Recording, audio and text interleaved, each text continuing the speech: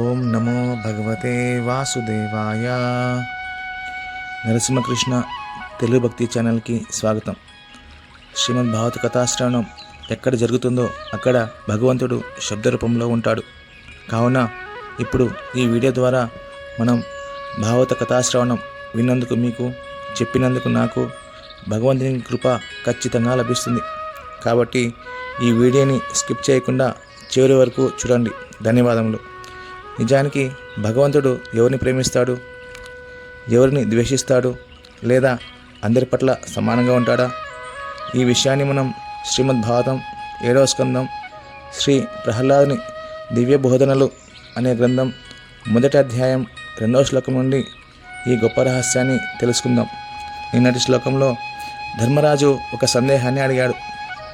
భగవంతుడు అందరి పట్ల సమానంగా ఉంటే దేవతలను ఎందుకు రక్షించాడు, అసురులను ఎందుకు సంహరించాడు అని.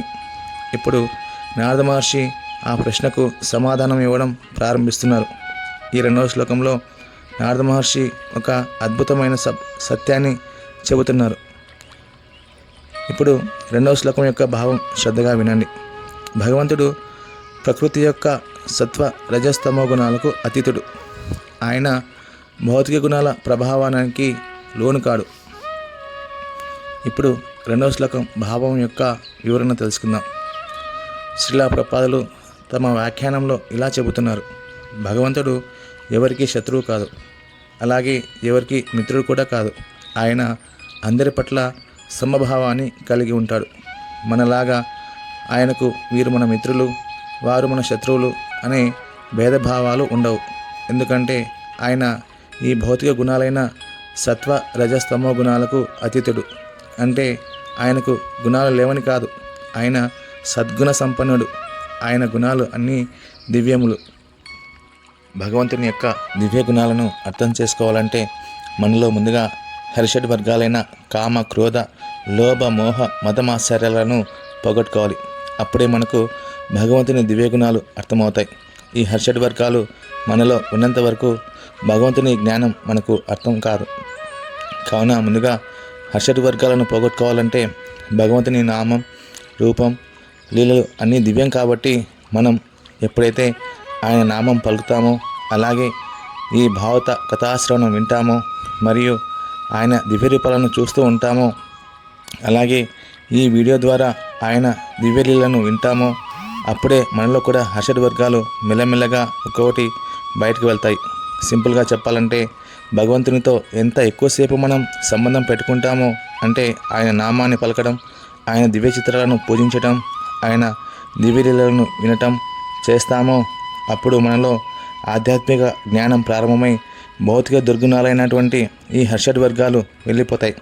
అప్పుడు మనం కూడా ఈ ఆధ్యాత్మిక జ్ఞానాన్ని పొందుతాం, మరియు ఆధ్యాత్మిక శక్తిని కూడా పొందుతాం. ఇక్కడ భగవంతుడు అసురులను చంపినప్పటికీ అది వారిని ద్వేషించటం వల్ల కాదు, వారిని ఉద్ధరించడానికి మరియు ధర్మాన్ని నిలబెట్టడానికి. నిజానికి భగవంతుని చేతిలో మరణం అదృష్టం కదా, అంతకన్నా భాగ్యం వేరే ఏముంటుంది చెప్పండి. భగవంతుడు దివ్యుడు, ఆయన చేసే ప్రతి పని కూడా దివ్యంలే. కేవలం ఆధ్యాత్మిక జ్ఞానం కలిగిన భక్తులే భగవంతుని అర్థం చేసుకుంటారు. అసురులు అజ్ఞానంతో ఉంటారు మరియు హర్షడ్ వర్గాలను సంపూర్ణంగా కలిగి ఉంటారు. కావున వారు భగవంతుని లీలలను అర్థం చేసుకోలేరు. అందుకే వారు భగవంతుని ద్వేషిస్తారు. తద్వారా తమ జీవితాలను నాశనం చేసుకుంటారు.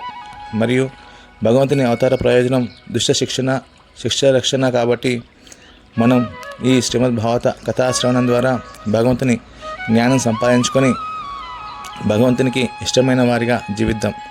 మనం కూడా ఆయన యొక్క రక్షణను పొందుదాం. రేపటి ఎపిసోడ్లో ఈ దుష్ట కలియుగంలో భగవంతుని కృప మరియు రక్షణ మనకు లభించాలంటే మనకు ఉన్న ఒకే ఒక మార్గం గురించి తెలుసుకుందాం. ఈ శ్రీమద్ భాగవత గురించి మరింత తెలుసుకోవాలనుకుంటే దయచేసి ఈ నరసింహకృష్ణ తెలుగు భక్తి ఛానల్ని సబ్స్క్రైబ్ చేయండి. లైక్ చేసి జై నరసింహ అని కామెంట్ చేయండి. ఈ జ్ఞానాన్ని 10 మందికి పంచండి. జై శ్రీమన్నారాయణ.